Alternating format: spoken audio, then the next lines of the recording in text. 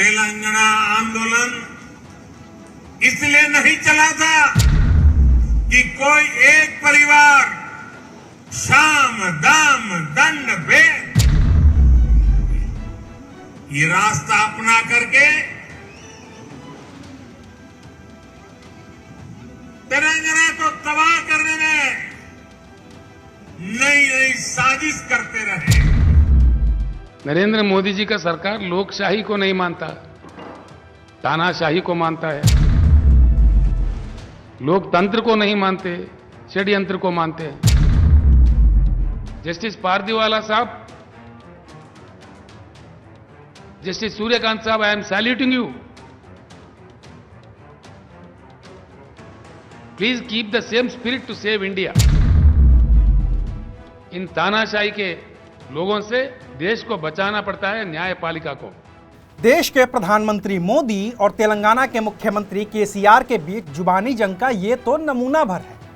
अभी तो ऐसे वीडियोज की बाढ़ आने वाली है क्योंकि साल 2023 के अंत में तेलंगाना में विधानसभा के चुनाव हैं। लेकिन क्या इन दोनों नेताओं के बीच की तल्खी महज चुनाव भर की है या फिर दोनों के बीच खराब हुए रिश्तों के लिए कोई और वजह है जिम्मेदार? आज बात इन्हीं तमाम मुद्दों पर। नमस्कार, मैं हूं अविनाश और आप देख रहे हैं अनकट। केसीआर, पूरा नाम कल्वकुंतला चंद्रशेखर राव, तेलंगाना राज्य के मुख्यमंत्री, किसी जमाने में बीजेपी के दोस्त हुआ करते थे। तब जब 2009 में लालकृष्ण आडवाणी के नेतृत्व में बीजेपी ने लोकसभा का चुनाव लड़ा था, उस वक्त केसीआर बीजेपी के नेतृत्व में बने एनडीए गठबंधन का हिस्सा थे और हाल ही में कांग्रेस के नेतृत्व वाले यूपीए से अलग हुए थे, और वो भी तेलंगाना के मुद्दे पर। इसके बाद जब बीजेपी ने नरेंद्र मोदी के नेतृत्व में 2014 का चुनाव लड़ा, तब भी केसीआर ने बीजेपी का समर्थन किया। नरेंद्र मोदी के प्रधानमंत्री बनने के बाद तो ये दोस्ती और भी गाढ़ी हो गई। ये दोस्ती तब भी बनी थी जब प्रधानमंत्री मोदी ने नोटबंदी का फैसला किया था। दोस्ती तब भी बनी थी जब भारत में जीएसटी लागू हुआ था। ये दोस्ती तब भी कायम थी जब बीजेपी ने रामनाथ कोविंद को राष्ट्रपति और एम वेंकैया नायडू को उपराष्ट्रपति बनाया था। दोस्ती तब भी बनी थी जब बीजेपी ने संसद में 3 तलाक का कानून पेश किया था और केसीआर के सांसदों ने वोटिंग से गैरहाजिर होकर अप्रत्यक्ष तौर पर भारतीय जनता पार्टी और प्रधानमंत्री मोदी की मदद की। जम्मू कश्मीर से जब धारा 370 खत्म हुई थी, तब भी बीजेपी और प्रधानमंत्री मोदी को केसीआर का साथ ही मिला था।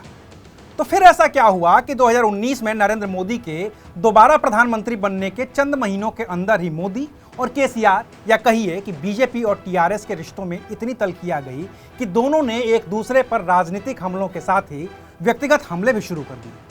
इसका जवाब मिलता है 2019 के लोकसभा चुनाव के नतीजों में। 2019 के लोकसभा चुनाव में तेलंगाना की कुल 17 सीटों में से 9 सीटों पर टीआरएस ने जीत दर्ज की थी। 4 सीटों के साथ बीजेपी तेलंगाना में मजबूत स्थिति के साथ उभरी।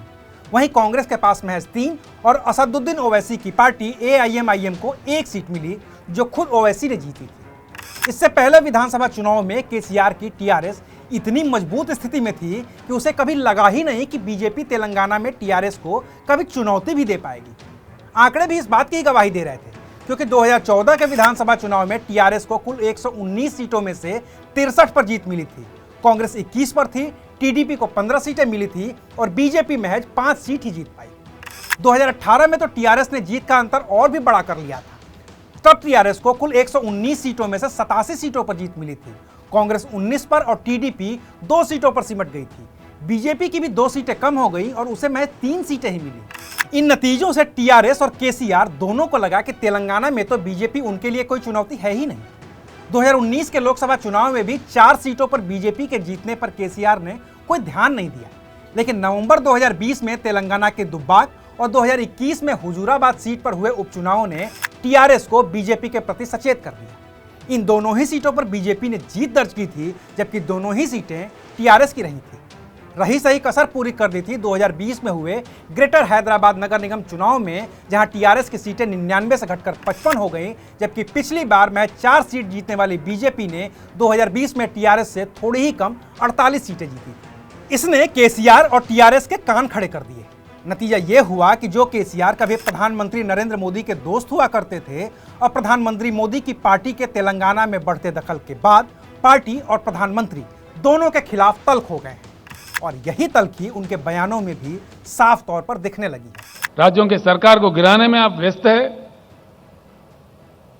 अब तक 9 सरकारें आपने गिराई है। ये आपके रिकॉर्ड में है। क्या हो रहा है इस देश में? आज जो कुछ भी हो रहा है गलत हो रहा है। जो कुछ भी किया जा रहा है गलत किया जा रहा है। ऐसी स्थिति में देश को खामोश नहीं रहना चाहिए,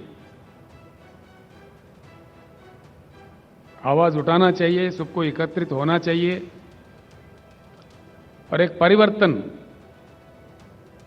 परिवर्तन ऐसा वैसा नहीं, एक उच्च गुणवत्ता वाली परिवर्तन। हम इतना ही कहना चाहेंगे, माननीय प्रधानमंत्री जी, जिस प्रकार से आप विपक्षी दलों के नेताओं पे गला फाड़ फाड़ के गलत आरोप लगाते हैं, उसी प्रकार से जो संबोधित करने वाले हैदराबाद सभा को, उसमें हमारे प्रश्नों का उत्तर दीजिए। ये मांग आज आपसे देश कर रहा है। हालांकि इसका एक दूसरा पहलू भी है जिस पर गौर किए जाने की जरूरत है। बीजेपी की इस बढ़त और प्रधानमंत्री मोदी की तमाम लोकप्रियता के बावजूद अब भी हकीकत यही है कि तेलंगाना में केसीआर और उनकी पार्टी टीआरएस के लिए सबसे बड़ा खतरा कांग्रेस ही है, क्योंकि विधानसभा में सीटों की संख्या के आधार पर वही दूसरी सबसे बड़ी पार्टी है और कांग्रेस को और ज्यादा कमजोर करना फिलहाल केसीआर के बस की बात दिख नहीं रही है। ऐसे में वो अपना पूरा हमला बीजेपी की ओर शिफ्ट कर रहे हैं ताकि वो विपक्ष को बीजेपी और कांग्रेस में बांटकर फिर से सत्ता पर काबिज हो जाए। बाकी तो केंद्र की राजनीति है ही, जिसके लिए केसीआर पहले भी अपनी दिलचस्पी दिखा चुके हैं। पिछले 2 लोकसभा चुनाव से कांग्रेस और राहुल गांधी की पहल पर विपक्ष एकजुट न तो हो पाया है और न ही आगे 2024 में होता दिख रहा है। ममता बनर्जी कोशिश कर ही चुकी हैं, लेकिन उनकी भी बयानबाजी ऐसी ही है कि उनके नेतृत्व में विपक्ष एकजुट हो जाएगा, कहना मुश्किल है। तो एक कोशिश केसीआर भी कर रहे हैं ताकि वो राज्य की कमान अपने बेटे केटी रामाराव को सौंपकर राष्ट्रीय राजनीति में आ सकें और खुद को तीसरे मोर्चे का नायक साबित कर सकें। रही बात बीजेपी की, तो वो भी तेलंगाना के जरिए दक्षिण भारत की राजनीति में और ज्यादा पकड़ बनाने के लिए तैयार दिख रही है। तभी तो बीजेपी को जब अपनी राष्ट्रीय कार्यकारिणी की बैठक भी करनी होती है तो उसके लिए तेलंगाना की राजधानी हैदराबाद को ही चुना जाता है, जहां पीएम मोदी, गृह मंत्री अमित शाह और राष्ट्रीय अध्यक्ष जेपी नड्डा की मौजूदगी में बीजेपी के हजारों कार्यकर्ता जुटते हैं और इसके जरिए दक्षिण भारत की राजनीति में बदलाव के संकेत देते हैं।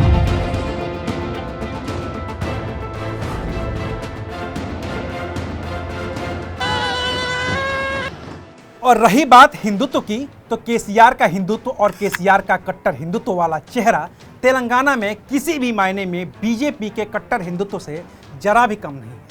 तो स्वाभाविक है कि जब हिंदुत्व के मुद्दे पर दोनों ही पार्टियां एक ही पायदान पर खड़ी हैं, तो दोनों को एक दूसरे को नीचा दिखाने के लिए कुछ और मुद्दों की जरूरत होगी और इसीलिए प्रधानमंत्री मोदी केसीआर के परिवार पर, तो केसीआर प्रधानमंत्री मोदी की नीतियों पर सवाल उठा रहे हैं, जिसकी भाषा अब ऐसी हो गई है कि वो अब राजनीतिक बयानबाजी से आगे बढ़कर एक दूसरे पर व्यक्तिगत आरोप लगा रहे हैं। बाकी चुनाव है अभी करीब 1.5 साल दूर, तो ऐसे में इस भाषाई हमले का स्तर और भी नीचे ही गिरता जाएगा। लेकिन दोनों ही दलों और दोनों ही दलों के नेताओं को ये भी ध्यान रखना होगा कि दुश्मनी जमकर करो, लेकिन ये गुंजाइश रहे जब कभी हम दोस्त हो जाएं तो शर्मिंदा न। शुक्रिया, आप देख रहे थे अनकट।